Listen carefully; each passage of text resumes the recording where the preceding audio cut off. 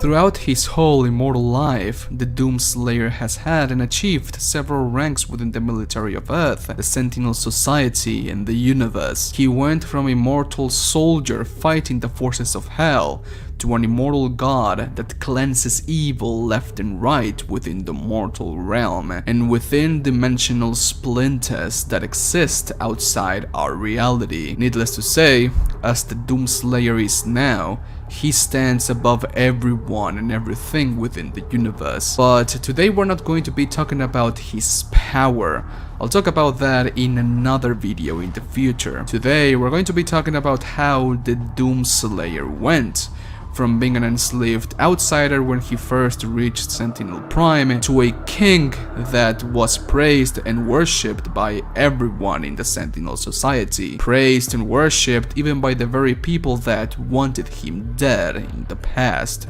Hey Spartans, welcome back to another Doom Eternal lore video. Today, we're going to be talking about how exactly the Doomslayer became the King of Sentinel Prime and how that affected the whole Sentinel Society. If you guys didn't know, 69% of my daily viewers are not subscribed, so if you enjoyed the videos I produce and want to know absolutely everything about the lore of Doom Eternal, consider subscribing and leave a like. Thanks for the support and enjoy the video. So to understand how the Doomslayer became the King of Sentinel Prime, we must understand how the ranks within the military of the Knight Sentinels work. The Sentinels with Crusader armor are shown to be in the lower ranks. They work as security guards, guarding Sentinel Prime, Taras Nabad, and the other Sentinel cities. They are also the first to respond to invasions to their holy land, and they are also the first ones to die. These warriors should be known as Sentinel soldiers, basically the infantry within their military. Next up are the Knight Sentinels,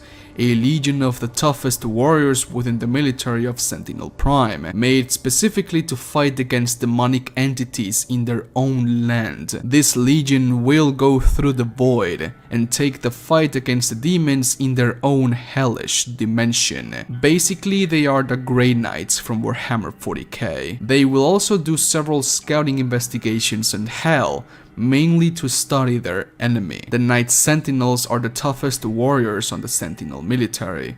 War veterans that have survived countless battles and hardships that will leave your average Mon traumatized. These warriors have a brown belt on their right shoulder. The color of the belt is what shows their rank. The Knight Sentinels also use a different type of armor, one that makes them look more intimidating, and one that shows their true nature of being true warriors. Gladiators that can raise hell in hell. They are also equipped with pure Argent Energy Crucible type weapons, a shoulder cannon to maximize skills, and apparently a shotgun as well. The next in rank should be the priests, pero se chingan por mamones. And finally we reach the rank of King. The rank of King of the Sentinel Society is only given to individuals that have showed exceptional combat prowess and unmatched wisdom to take the responsibility of ruling over a kingdom. It doesn't matter how godly strong you are. If you lack leadership, you cannot be a king. An orange belt is only given to kings, in this case King Novik and the Doomslayer. But how is this possible? There can only be one king in the kingdom. How was the Doomslayer given the title of king if there was already one in the first place? To know that, we need to go back to when the Doomslayer, the Outlander, first reached Sentinel Prime. After fighting the forces of hell for who knows how long, Doomguy was pulled from the hellish dimension and washed up at the gates of Sentinel Prime. He was found by Sentinel guards and was taken to the holy priests for judgment.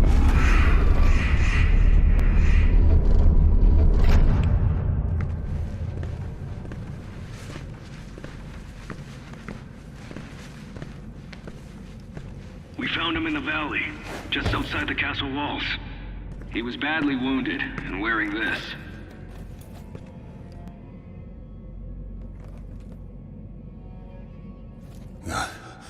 Guts. Huge guts. Kill them. Must kill them all. He has fight in him yet. In spite of his injuries. Send him to the arena. Let him be judged like the others. He was then taken to the Colosseum to prove his worth and see if he was worth to be a Sentinel soldier.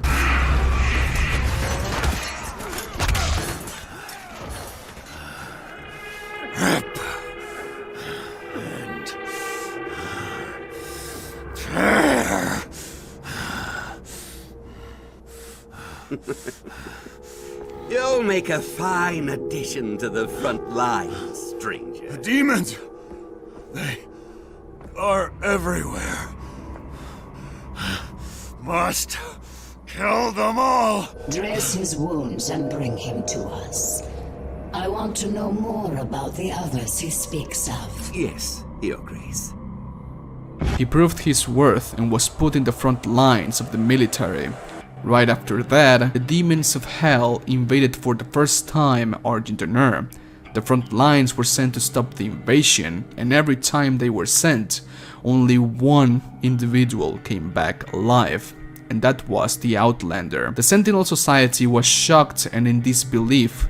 How did this Outlander, who speaks a different language, who is not from this world, best our strongest warriors and defeat these monsters? That went through the mind of every Sentinel soldier and higher up. Eventually, King Novik deemed the Outlander worthy of selection and stood trial to become a Knight Sentinel, an elite legion of Sentinels that will take the fight against these demons in their world. He completed the trial and became a Knight Sentinel. The funny thing here is that he was a Knight Sentinel in appearance, but he was rankless. He was still an outsider and wasn't fit to hold the rank of an elite warrior. He went through battle countless times.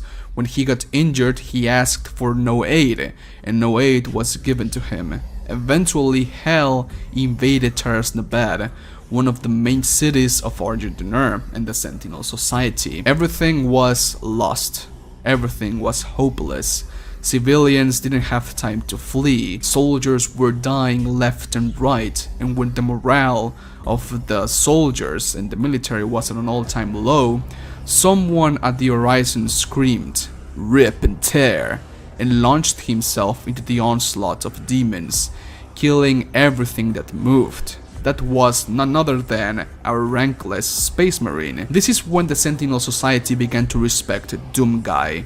Still, the battle was all but lost, as a Titan was still destroying the city. The Outlander was taken by the Seraphim and submitted him to the Slayer ritual, and that's where the Outlander, Doomguy, became the Doomslayer. He stopped the invasion by himself and saved everyone. After this, everyone praised and worshipped the Doomslayer to the point of making sculptures with his face.